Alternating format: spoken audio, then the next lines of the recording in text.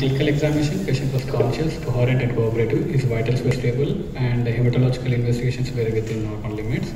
I got an MRI brain plane done. MRI in the T1 section was showing the left occipital region, heterogeneous intensity lesion was noted. We could see here the both hypo and iso-intense lesion noted in the left occipital region. Similarly, in the T2 also, it was showing both hyper and iso-intense lesion noted in the T2. Similar corresponding lesion of the sagittal section can be seen. And the flare also, it was restricted, and both hypo and heterogeneous lesion was noted. And the contrast, it was not enhancing lesion. So with these features, we thought it could be an cystic glioma or an GBM variant, or could be a necrotic variant. So we thought it could be a GBM variant, and very rarely we thought it could be a possibility of metastatic lesion. We planned for a left occipital craniotomy was done, and we approached the lesion to the occipital lobe.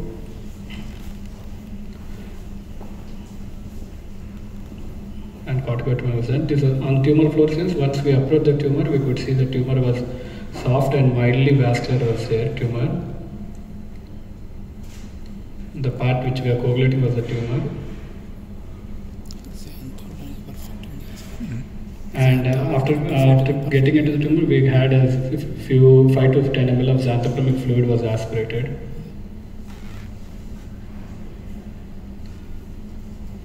So we were coagulating continually. I mean, it was vascular, so we were coagulating the tumor. And so after a while, we thought this blackish coloration was a necrotic material, or could be, to be frankly, we didn't thought it was anything else, and we thought it was a coagulated tissue or some necrotic material.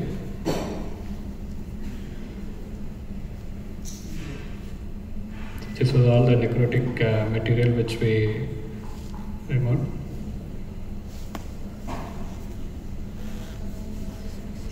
The same photos which have been presented. The blackish, here we noted the blackish discoloration. Initially we didn't think it would be anything. We thought it coagulated tissue or necrotic material. Here we could see the complete blackish discoloration.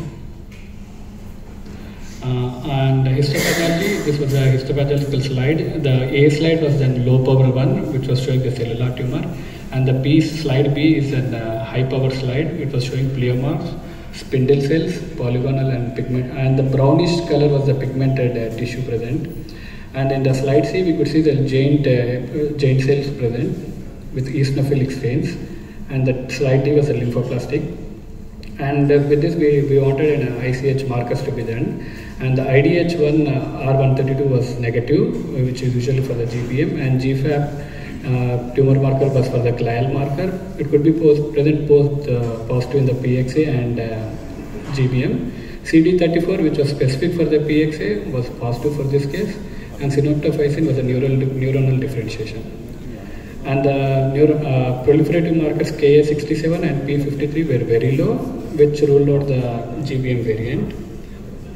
So these were the differentiation for the GBM and the PXA.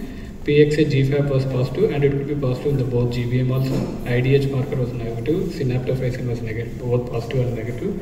And the P53, which is a proliferative marker, usually in the GBM it would be very high, and the PXA was in grade 2, so it could be there was no overexpression. And CD34, which was specific for the PXA, was positive, and Ki67 was also very low, and the specific gene for the PXA was BRAAFV606 was positive for this case.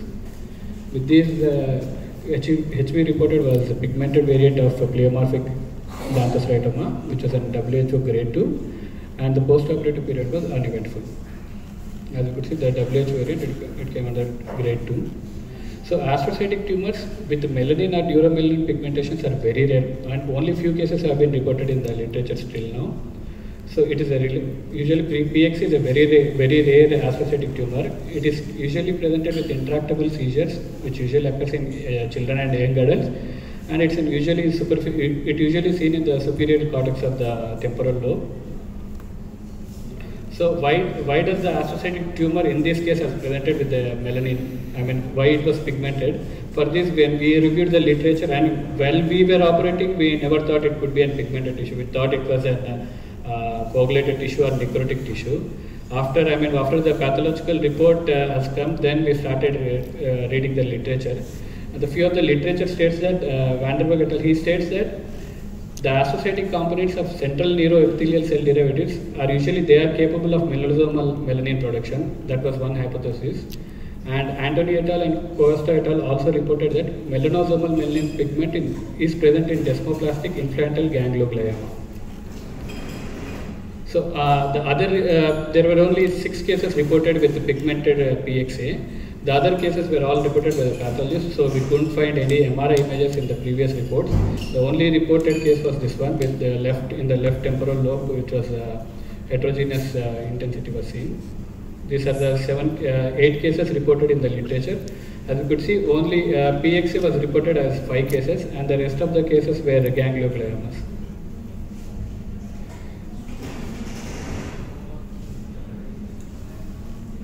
So today, the best of our knowledge, only 7 cases of associated tumors with melanin or neuromelanin pigmented were included. And herein we report an additional case of PXA with melanin pigment showing unique CD34 staining pattern and heterogeneous zygous BRAF V600E mutation in this 41-year-old male. The present case was typical with respect to histologically, we had all variants and IHC markers were also positive, and the location of the PXA, which is usually in the temporal lobe, it was in the occipital lobe.